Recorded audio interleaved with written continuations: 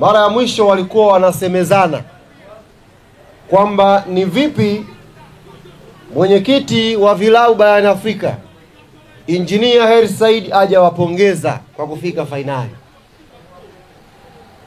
Tukawaambia waache haraka. Engineer kama mlezi wa vilabu vyote atampongeza bingwa. Na leo niko hapa kuleta salamu za rais wetu Engineer Hersi Said, mwenyekiti wa umoja wa vilabu barani Afrika. Anawapongeza sana RS Berkane kwa kuchukua ubingwa wa kombe la shirikisho la Afrika.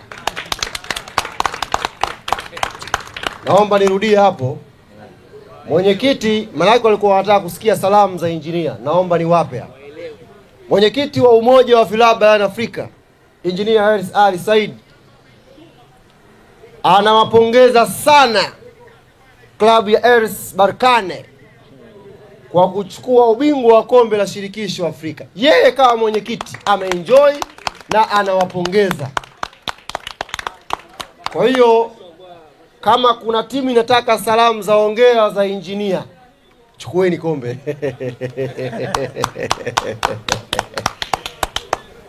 Hizo ni salamu za mwenyekiti wa umoja wa vilabu barani Afrika. Na wiki ijayo kuna fainali nyingine ya Champions League. Wanacheza Pyramid na Mamelodi Sundowns. Bingwa atapongezwa tena. Kwa leo zimeanza salamu za pongezi kwa Berkane. Zinafuatia za Champions League. Jambo la pili, nimeona mashabiki wengi wa Yanga hapa tukitangaza kwamba tumemsamehe yule referee. Lakini niwaambie ukweli kabisa ndugu zanguni. Mimi leo nimeirudia mechi yetu ya Yanga na Mamelodi vizuri kabisa. Leo nimeirudia. Niwaambie ukweli, Lila Azizi alikuwa goli kabisa. Nimerudia leo kwa akili zangu timamu bila pressure yoyote. Nimeirudia mechi ya Yanga na Mamelodi kule South Africa. Nimejiridhisha kwa 100% aliyopiga mpira ule Stefano Aziz Ki, lile halikuwa goli. Ule mpira haukuvuka. Kwa maana hiyo yule refa alikuwa sahihi na yuko sahihi mpaka leo. Hana baya. Nimeona wavimba macho wametaka kumkunja. Nimeona wamevamia chumba cha mwamuzi wanataka kurusha ngumi. Tuwaambie watafute sababu nyingine, ila wasitutagi kwamba sisi Tanzania tunaonewaga. Sisi Yanga hatujawahi kuonewa na refa yule. Maana naona maneno yashaanza. Huyu refa hatuoneaga wa Tanzania, ni uongo. Sisi hajaonewa. Sisi Yanga hatujawahi kuonewa na tumejiridhisha ule mpira ukuvuka. Goli lazima liguse nyavu, litikise nyavu. Goli lazima litikise nyavu. Azizi angepeleka kule. Kwa hiyo tumejiridhisha kama wana Yanga, na tunatumie fursa hii kumuomba yule muamuzi atusamee sisi kama tuliwahi kumuongelea maneno yoyote mabaya. Yule ni muamuzi wa viwango vya juu kweli kweli.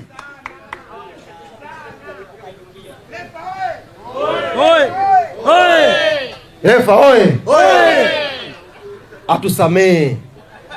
Siku yetu tulikuwa tuna hasira, tulikuwa tuna pressure ya matokeo, tulikuwa tuko mbali na nyumbani.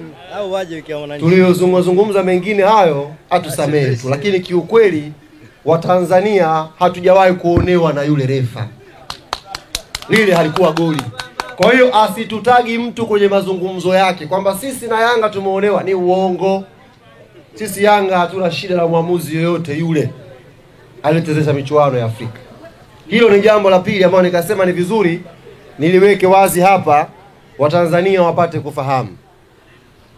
Jambo la tatu.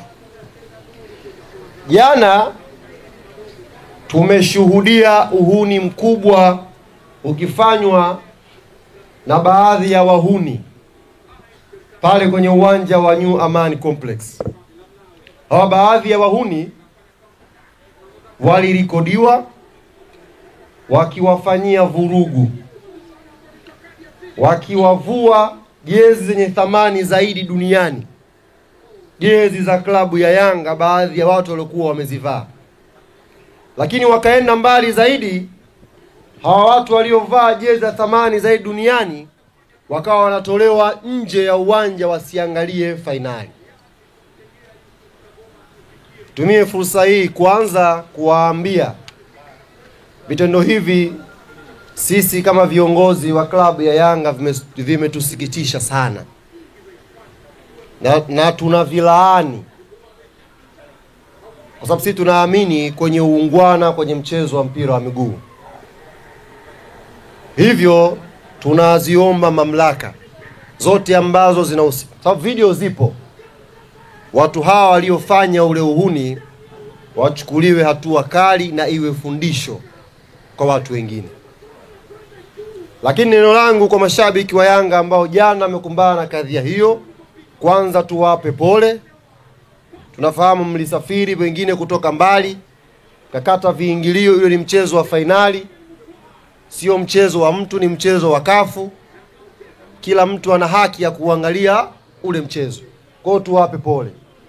Lakini kwa wengine ni waombe, endeleeni na ustaarabu na tamaduni ambayo Yanga tuko nayo. Tusijiingize kwenye makundi ya wahuni wachache ambao sasa hivi wanaanza kupandikiza chuki kwenye ushabiki wetu ambao tuko nao.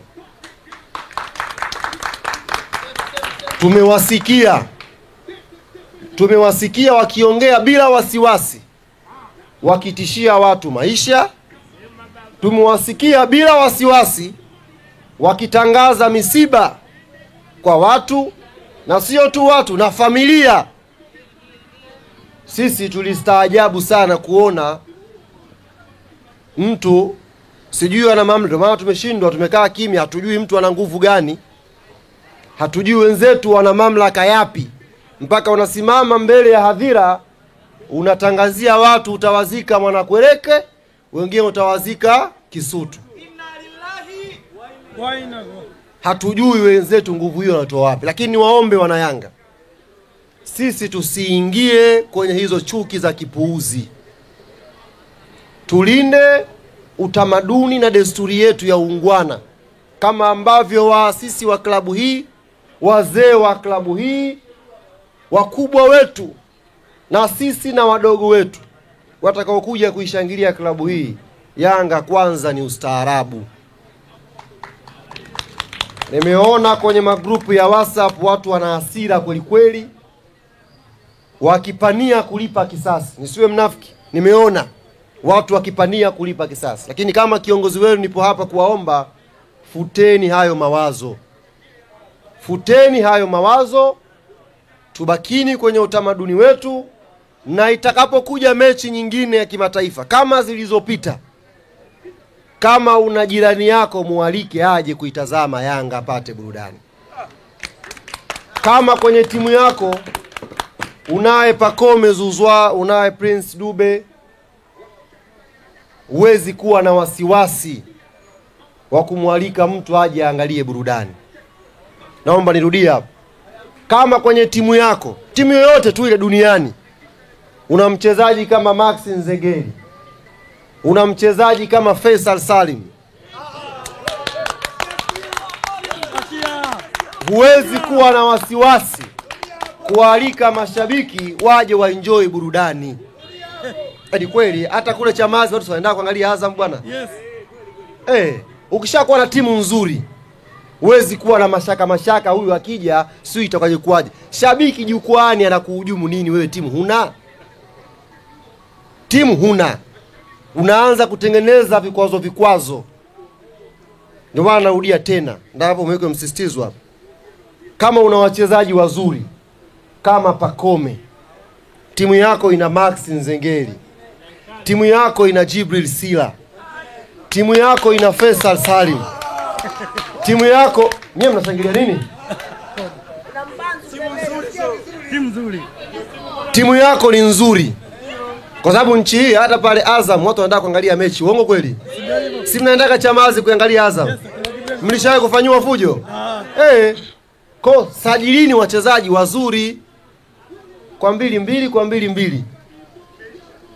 D2. Hata mimi nimefundisha timu juzi, nimefungwa mechi 3. Sijawahi kutaka watu wapigane. Hasa wewe umeshonwa tu 2. Unarudi huku mishipa ya shingo inakutoka. Matokeo yake sasa wamekwenda kuitengeneza fainali mbovu zaidi katika historia ya CAF. Hakujawahi kutokea fainali mbovu kama tulioiona siku ya jana. Hivi watu mnafikaje fainali mechi 2 dakika 180 mna on target moja? Aibu. Tufanye tu kwamba leo watu wote hao hawapo. Miaka 10 baadaye wanatakiwa msimulie mtoto kwamba hii ilikuwa fainali. Alafu anacheki Google anaona on target ni 1. Akikuuliza ilikuwaje utaeleza nini? Kwa ni waombe wana Yanga, mawazo, mipango na fikra za kutaka kurudisha kisasi futeni. Bakini kuwa waungwana, isupportini timu yenu, na ikitokea mechi nyingine ya kimataifa watu wakaja wapeni nafasi waje wapate burudani. Unajua ukubwa unakwenda na ustahimilivu. Kifungo unastahimili. Kwa hii ni ombi wana Yanga. Tumeelewana? Ndio. Si imeisha hiyo? Msiige mifano ya kihuni. Mambo ya kipuuzi wachieni wapuuzi waendelee nayo. Sisi tu focus na mambo ya msingi. Hii mnayoiona leo hii ni a'udhu billahi minashaitani rajim. Bismillah. Kuna bismillah itakuja. Alafu kuna suratul Fatiha itasomwa. Tunaandaa safari maalum sisi kama Friends of Berkane wa hapa Dar es Salaam. Tutavuka maji, tutaelekea Zanzibar. Naomba nirudie. Baada ya shughuli ya leo hapa Seafood Lovers kuenjoy, watu kufurahi na kuimaliza Gahawa Day vizuri. Tukio itakalofuatia sasa ni sisi marafiki wa Berkane kutoka huku bara tutafunga safari kuelekea visiwa vya Zanzibar kwenda kuwapongeza marafiki zetu wa kule kwa kazi nzuri walioifanya kutupa furaha. Wenye Zanzibar yetu twaja. Wenye Zanzibar yetu twaja. Safari hii hatufanyi kificho. Tutasherehekea dhahiri shahiri. Yaani hatukai kwenye kisehemu kujibanza banza. Tuna furaha kweli na mtaiona furaha yetu. Mashaallah. Kwa hiyo marafiki wenzetu wa Zanzibar mjiandae, tunakuja hapo. Lakini tukiwa Zanzibar pia tutajaribu kuomba kama tutapewa nafasi ya kumtembelea Rais wa Serikali ya Mapinduzi ya Zanzibar Dr. Hussein Ali Mwinyi. Kwanza kumpa hongera Dr. Mwinyi kwa maboresho ya uwanja wa New Aman Complex. Tumpongeze, kafanya kazi kubwa sana serikali ya Zanzibar. Uwanja wa Zanzibar leo hii umehodhi fainali ya Afrika. Lakini jambo la pili kibinadamu ni kwenda kumpa pole. Ameshuhudia mambo mazito sana rais wetu. Unajua inauma sana, inaumiza. Inaumiza watu ukae nao usiku wa kuaminisha uongo, alafu uende uwanjani ukute ndivyo sivyo. Inaumiza sana. Kibinadamu tutasafiri na tutaomba sisi kama raia wema tupate nafasi ya kumtembelea Rais Mwinyi, tumpe pongezi kwa uwanja wetu wa New Aman Complex kuhodhi fainali, lakini pia tumpe pole kwa aliyoyashuhudia. Jambo la tatu ni kumwambia Mheshimiwa Mwinyi, katika mechi zilizobakia za Yanga kuna mechi moja Yanga tutakwenda kucheza New Aman Complex. Katika mechi za Yanga zilizobakia tutakwenda kumwambia kama sehemu ya hongera yetu tutakwenda kucheza mechi moja Yanga pale New Aman Complex. Sasa aje ashuhudie football kweli. Aje ashuhudie mpira ukipigwa kweli. Tutakwenda kumuomba. Sababu tulikwenda mara ya mwisho kombe la Muungano Pengine ratiba zilikuwa nyingi akashindwa kuja Pemba, lakini tutapeleka mechi moja. Zebaki mechi 3. Tutapeleka mechi moja pale New Amani Complex, ili Wazanzibari wengine ambao wameumia wana maumivu wakapate sehemu ya kusafisha mioyo yao.